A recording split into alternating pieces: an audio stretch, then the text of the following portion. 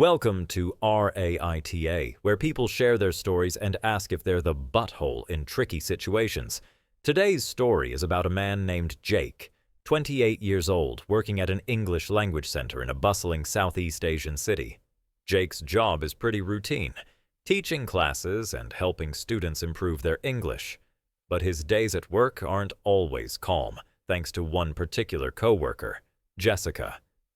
Jessica is in her mid-20s, and she has a habit that's become the talk of the office.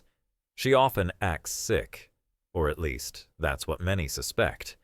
She frequently clutches her head and sways as if she's about to faint. She'll lie down on the couch in the break room, letting co-workers fan her and bring her water or snacks. This happens so often that it disrupts the whole office during lunch and nap times, making everyone uncomfortable. Most of the co-workers fall into two camps. Some feel sorry for Jessica and rush to care for her as if she's genuinely ill. Others, including Jake, have started doubting her stories.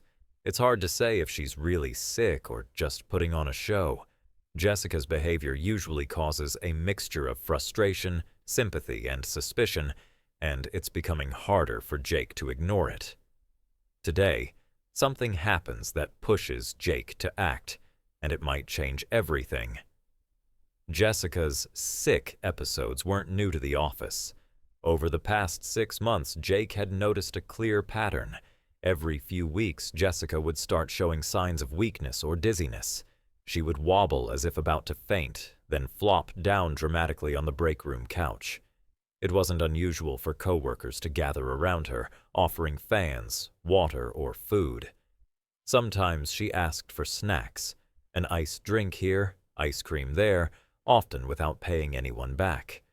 Some co-workers genuinely believed she was struggling with a health issue, maybe migraines or low blood sugar. They rushed to help, worried about her well-being. Others, including Jake, grew more skeptical with each incident. Why did she only act sick during lunch or nap times? Why was she never actually taken to a doctor or absent from work for more than a day? One day, Jake witnessed Jessica pretending to nearly faint after holding her head and blinking hard. She let out a soft groan and collapsed onto the couch. A few co-workers immediately jumped up to fan her and bring water, while others rolled their eyes quietly. On another occasion, she had asked Jake to buy ice cream for her on his break.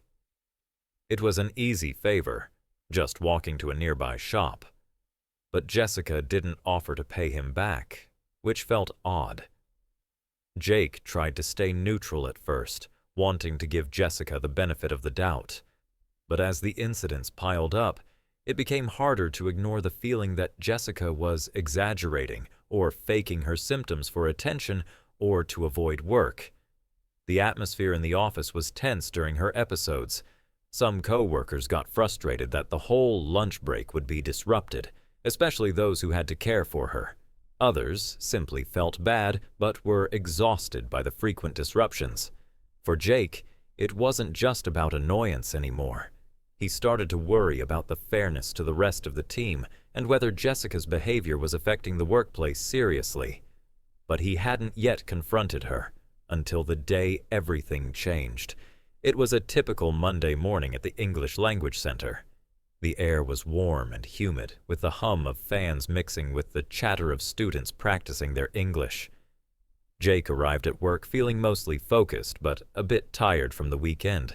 The office was busy as usual, with teachers preparing lessons and students buzzing in and out. The mood was routine, nothing out of the ordinary. Jessica showed up looking a little pale, but otherwise fine. Around mid-morning, as the students finished their classes and lunch approached, she started to show signs of discomfort. At first, she was just rubbing her forehead and blinking slowly, which was nothing new.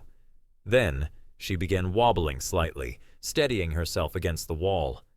Several co-workers noticed immediately, and some rushed to her side, fanning her with papers and offering water. The usual murmurs of sympathy and concern floated through the room. Jake watched quietly from across the room, his doubts growing. He'd seen this before, but today something felt different. Jessica's wobbling became more pronounced and her face looked paler. She asked a coworker to bring her an iced drink and a sandwich, which seemed excessive, even for her usual demands. The group around her was bustling, fussing over her like she was a sick child. The lunch and nap time plans were already falling apart. Curious and worried, Jake walked over and asked gently, "Jessica, are you okay? Do you need an ambulance?" Jessica shook her head quickly and said, "No, I'm fine. It's nothing serious." But as she tried to stand, her legs buckled, and she collapsed suddenly onto the floor, her eyes closing. The room went silent for a moment. The usual drama had escalated into something real. Without hesitation, Jake pulled out his phone and dialed 911. The others around him looked shocked, some angry that he'd call an ambulance for someone they suspected was faking it. Jake's heart pounded as he stayed on the line, giving the dispatcher their location and explaining the situation. His mind raced with uncertainty. Was this real, or another one of Jessica's stunts gone too far? Minutes felt like hours. The coworkers whispered nervously, some blaming Jake for making a big deal out of nothing, while others showed genuine concern for Jessica. Then, in the distance, the sharp wail of ambulance sirens cut through the air. Relief mixed with tension as the paramedics rushed in. Jake stood up and told the coworkers helping Jessica to get her ready for the ambulance. Jessica's face shifted. The confident, composed act faded into a look of fear and regret. It was the kind of face someone makes when they realize they've been caught. The others questioned if Jake had really called, and he confirmed, "Yes, the ambulance is here. It's better safe than sorry." The paramedics quickly examined Jessica and helped her onto the stretcher. Some co-workers muttered about the cost. The ambulance fee was steep, around $50, nearly 2 days of Jessica's salary. Yet no one stopped the paramedics. They helped her get inside the ambulance, sealing the doors. Jake returned to his seat, heart still racing. The office was quieter now, the usual lunch break chaos replaced by a heavy tension. Jessica hadn't spoken to him since. The next day, and even by Thursday, she avoided eye contact and didn't say more than a hi or hello. The atmosphere was thick with unspoken words. Jake wondered if he'd done the right thing. Had he been too harsh? Or was this finally the wake-up call Jessica needed? Whatever the answer, he knew the office would never be quite the same. The ambulance's arrival brought a sudden shift to the room's energy. Paramedics moved quickly and professionally, checking Jessica's pulse, asking questions, and gently helping her onto the stretcher. There was a buzz of nervous whispers from the co-workers, some relieved, some skeptical. The tension was thick. Jessica, pale and quiet now, barely spoke during the ride to the hospital. The paramedics kept reassuring her, but it was clear she was upset, not just physically, but emotionally. Back at the office, the group split into factions. Some accused Jake of overreacting, saying Jessica had blown it out of proportion and that he should have let her rest. Others expressed embarrassment for Jessica, whispering about how the ambulance ride was going to cost her a lot and that she had wasted everyone's time. A few co-workers even looked at Jake with resentment, blaming him for the disruption during their workday. What shocked Jake the most was Jessica's change in attitude toward him. Before, she was always friendly, smiling and chatting at least, but now she avoided him entirely. She barely said more than a nod or a quick hi when they crossed paths. The coldness was unmistakable. The tension was personal now, and Jake felt the sting of it deeply. The office atmosphere, once casual and lively during breaks, became strained. Conversations dropped whenever Jessica was around, and people whispered behind closed doors. Jake noticed that some co-workers subtly sided with Jessica, viewing Jake as the troublemaker who had ruined everything. He felt isolated and confused. Had he done the right thing? At night, Jake replayed the day's events in his head. He thought about Jessica's fainting. Was it genuine or fake? Did he embarrass her by calling the ambulance? Was he the office bully? Or was he just trying to protect her health? Guilt gnawed at him, but so did a quiet sense of responsibility. What if Jessica had actually been seriously ill this time? What if his suspicion had blinded him to a real emergency? He weighed his options, trying to understand the fine line between caution and overreaction.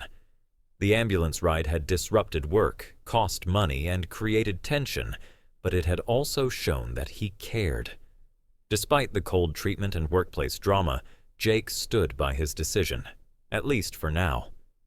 He wasn't sure how things would unfold, but deep down, he knew the incident had changed everything.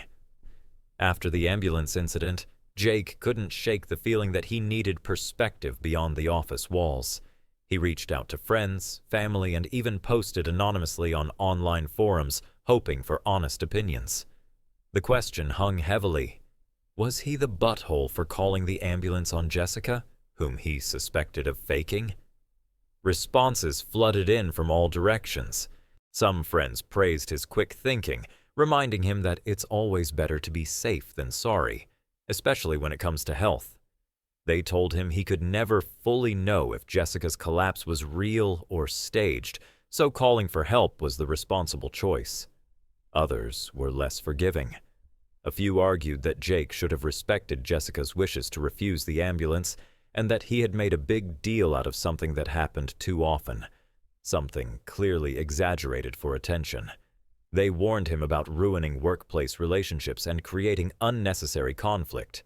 Online commenters were equally divided. Many empathized with Jake's position, saying workplace dramas often involve attention seekers who disrupt the flow and expect others to drop everything for them. Yet, several warned about the dangers of second-guessing health emergencies, stressing that it's always safer to err on the side of caution. As Jake read through the messages, he realized how difficult it is to separate real emergencies from fakes. There was no clear line, no perfect rulebook. The fear of being labeled a butthole battled with the instinct to help someone in need. This tug of war left Jake restless. Was he right to intervene, or had he overstepped? The mixed feedback only heightened the suspense. His mind kept circling back to Jessica's cold reaction, the coworker's whispers, and the ambulance siren wailing outside. Days passed without resolution. Jake found himself replaying every moment. What if he hadn't called? Would Jessica have been okay? Would the office be less tense? He felt stuck between guilt and justification. Then, finally, a friend reminded him that true concern isn't about winning popularity contests or avoiding awkward moments. It's about doing what's right in uncertain situations, even when the outcome is unclear. Jake took a deep breath. He decided that while he couldn't control how others felt about his choice, he could trust his own judgment. After all, health and safety came first, no matter the cost to office politics or personal feelings. With that, Jake prepared to face whatever fallout might come, knowing he had made the call that felt right in the moment. After the ambulance took Jessica away, Jake stayed at work feeling uneasy. He didn't know much about what happened at the hospital at first.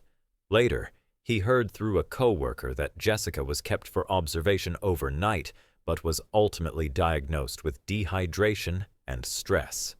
Nothing life-threatening. Some coworkers said she might have had a fainting spell after all, while others still believed she exaggerated the situation. Back at work, things changed. Jessica avoided Jake completely. She no longer greeted him or joined conversations. The rest of the team seemed divided. Some appreciated Jake's actions, while others quietly resented him for making a scene. The usual friendly atmosphere became a bit colder and tense. For Jake, it was a confusing time. He wondered if he had overstepped or if he did the right thing. His trust in his own judgment was shaken, but he also realized that when safety is on the line, it's better to act than wait and regret. He learned that sometimes people don't respond kindly to being called out or helped against their will, even if it's for their own good. This whole experience taught Jake about the complicated balance between trust and responsibility. He realized that in a workplace, people carry hidden stories and struggles, and sometimes it's impossible to know what's real. But when a life might be at risk, hesitation can be dangerous. So, is Jake the butthole for calling the ambulance on Jessica? He's not sure, and maybe that's the point. Sometimes doing the right thing isn't simple or popular, but it's necessary. To wrap up, Jake's story shows how difficult it can be to decide when to call emergency services. In a world full of mixed signals and hidden motives, figuring out who really needs help isn't always clear. Jessica's pattern of sick behavior created doubt, but when she collapsed, Jake chose safety over skepticism. This dilemma highlights how tricky it is to balance care with caution, especially in close environments like workplaces.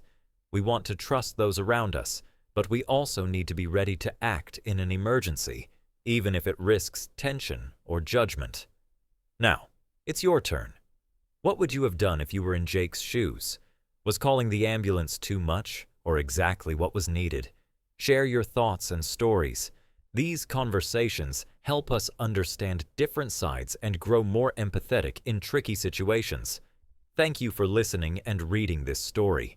If you enjoyed this, check out more true stories and discussions on AITA and other related communities. Don't forget to subscribe for new episodes and hit the like button to support sharing stories that make us think. Until next time, stay safe and thoughtful.